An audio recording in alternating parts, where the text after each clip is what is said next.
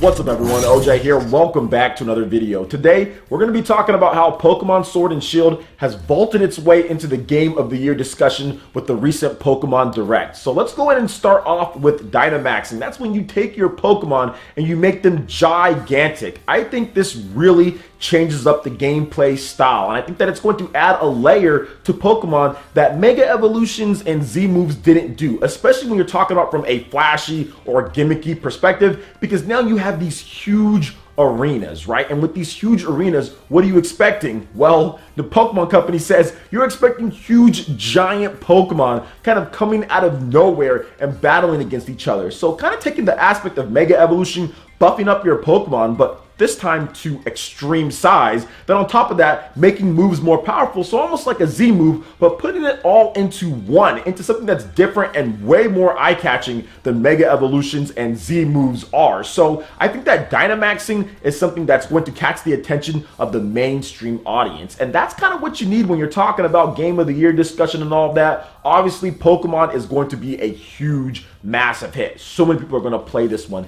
but with the first game on the Nintendo Switch when it comes to the normal main line of games, not Pokemon Let's Go, and the way that they're doing the graphics and what they're doing with some of the other stuff that we're talking about, I think Dynamaxing is one of those eye-catching things that's going to be just gimmicky enough, but also just enough skill and depth kind of put into it in terms of when you use it to kind of capture both the core base saying, yo, this is actually not too bad, and also the casual base saying, hey, this is different from what we've gotten before. Because that's the biggest thing with Game of the Year votes and all that. What does it do different? What have we gotten different from what we've gotten before in the past? It's the same reason why Legend of Zelda Breath of the Wild was vaulted into the Game of the Year. Same reasons why games like God of War on the PlayStation 4 was vaulted into Game of the Year. So different from what they've done. Now, I'm not sure if Dynamaxing is as different as what those games have did. I don't think it is. But at the same time, it is something eye-catching, and from the very beginning, you can see this is a different style in terms of what they're trying to go for. So definitely with Dynamaxing, that is going to cause some new buzz and new blood to get into the Pokemon game. Now, the next thing that I'm going to talk about here is the wild area, and how that wild area kind of completely changes the way that you're going to traverse, catch Pokemon, and do things in this Pokemon game, Pokemon Sword and Shield. For the longest time, people have been kind of getting tired of the typical routes, and then you just go here, and then this leads to that. It was all kind of scripted, and it seemed to me like it was a little bit linear at times. Even though Pokemon was always an open-ended game, it seemed a bit linear.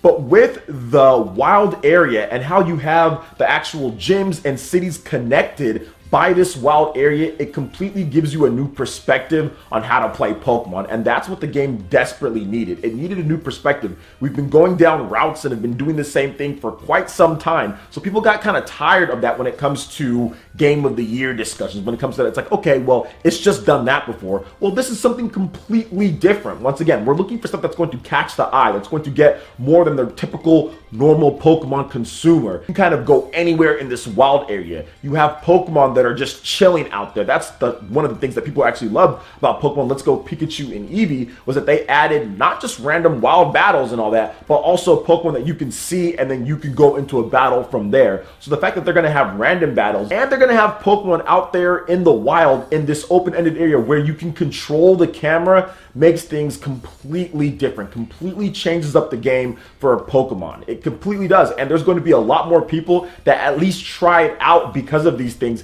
because of all the restrictive nature of some of the stuff they did before, that people kind of said, well, I'd like to be able to do this. That's not going to be there anymore. So adding a wild open-ended area and having Pokemon on the map definitely catches the eye. I mean, even if you look at what we just talked about with Dynamaxing, huge Pokemon, open-ended areas, Pokemon that you can see, and camera control, these are a lot of firsts for the Pokemon game. So that, to me, is a big reason why this is going to be vaulted up a little bit more, especially with some games maybe not performing as well as you thought they were going to perform in terms of ratings and all of that came out at the beginning of the year. Now, let's move on to the next thing here with Pokemon, and that is the online multiplayer. It's a little bit of an enigma at this point, right? All we know about is the max raids, but that type of stuff is what is eye-catching. That's the type of stuff that you say, wait a minute, for the first time ever in a Pokemon game, you can go online with your friends and you can battle and have raids. Raids are always something that you see in other types of games, right? Like when you play Destiny, or when you play other stuff like that, you go raid a place, so you go loot, whatever the case is. Now, you're not going to be looting per se, but teaming up with other friends and not it be strictly competitive definitely opens up the game, because there's a lot of people that do like competitive, but there's a lot of people who like cooperative gameplay. Pokemon's always been a one-on-one type of game. You're just going against somebody else. They have some type of crazy team. You got bopped or whatever the case is. So sometimes people shy away from that. But with this game here, you have co-ops where you can work with your friends in order to capture and battle against a tough Pokemon,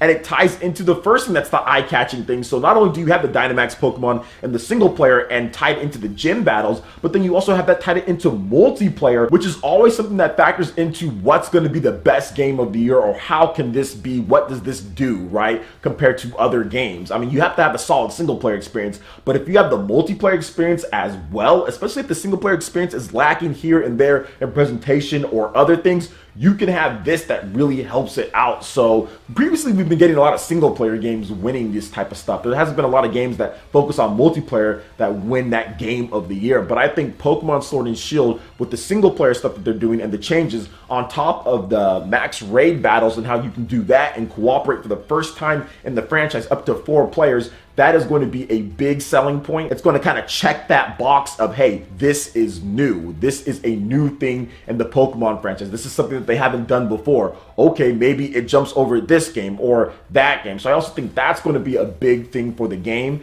And honestly, looking at the game, graphically speaking, I think that it's a lot cleaner than what we saw before, right? It's a lot cleaner than what we saw before, especially when you look at, hey, this development footage is not final. So things can still improve. And that's another big thing with all the different Pokemon games and what we've seen before, right? When we first see the game, it doesn't always look as good as what it could end up being. So I think if you take all the different factors that I've talked about here with Pokemon and everything that they're doing with the open-ended area, the wild battle area, if you talk about the raiding with your friends, the 4-player co-op online, if you talk about the Pokemon that you can see and all of that, everything is shaping up to be something that's going to be a very unique and different experience than what we've got before when you add in the whole Dynamax thing as well. And on top of that, guys, it's not done.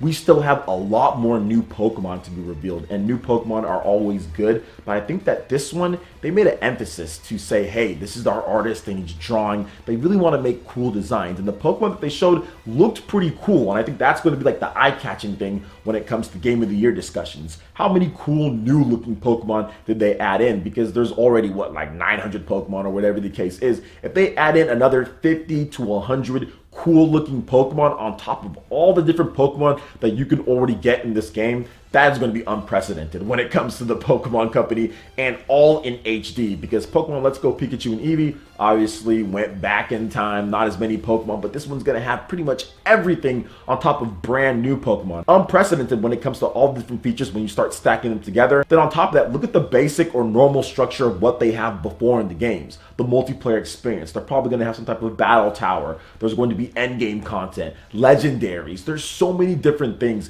that factor into this. And speaking of the legendaries, look at the wolf. The different wolf names, I know I can't really remember their names off the top of my head. I'll have them on the screen here. But the one with the sword in his mouth, the wolf, and then also the shield one, they look cool too. I think that they're well designed. There's already people arguing back and forth between sword and between shield, which is what you want. You have the shield gang going up. Now you have the sword gang going up here as well. So there are people picking sides, and that's what you want. It's good. There are people that are saying skip picking sides. The double pack is #1 on Amazon already, beating out the almighty PSN cards. So it's just something that I think that when you combine all the different factors here, the insane popularity of the Nintendo Switch, and it being a system that's HD, that you can play on a TV, that always get better treatment than games that are portable only. Even if a game is good enough, not in HD in the modern age, right? It just has a hard time winning that title, right? If you look at a game like Fire Emblem Awakening, one of the best games ever made, one of the best games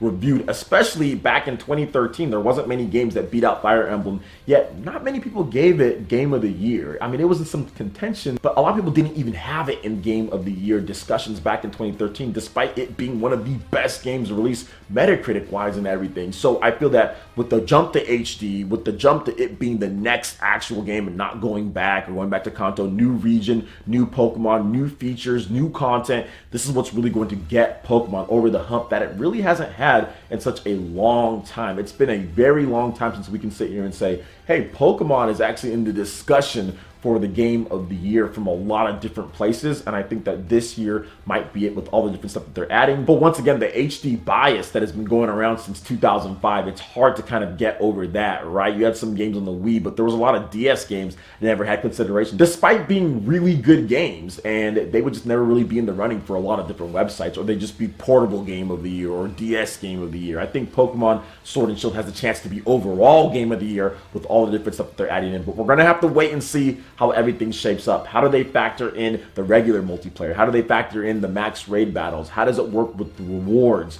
All that has to tie in. How is the story? Is there going to be voice acting? How long is the story? Is the story challenging? What are they going to do to kind of put more content in that hasn't been in before? End game content. There's still a lot of unknowns. But if all that shapes out well, I think Pokemon Sword and Shield is going to be right there at the end of the year when it comes to Game of the Year talk and discussion. So what do you guys think about Pokemon Sword and Shield and what they've done with this game? What are you most excited to experience? I'd love to hear your thoughts in the comment section below. All right, guys, that wraps it up for this video here. Go and check out the links in the description below. We got Facebook and Twitter. Go ahead and give us a like and a follow on our social media. Hit that like button if you did like this video. Let me know you guys want more content like this going forward in the future. And subscribe to Player Since for latest RPG, Japanese, and Nintendo gaming news.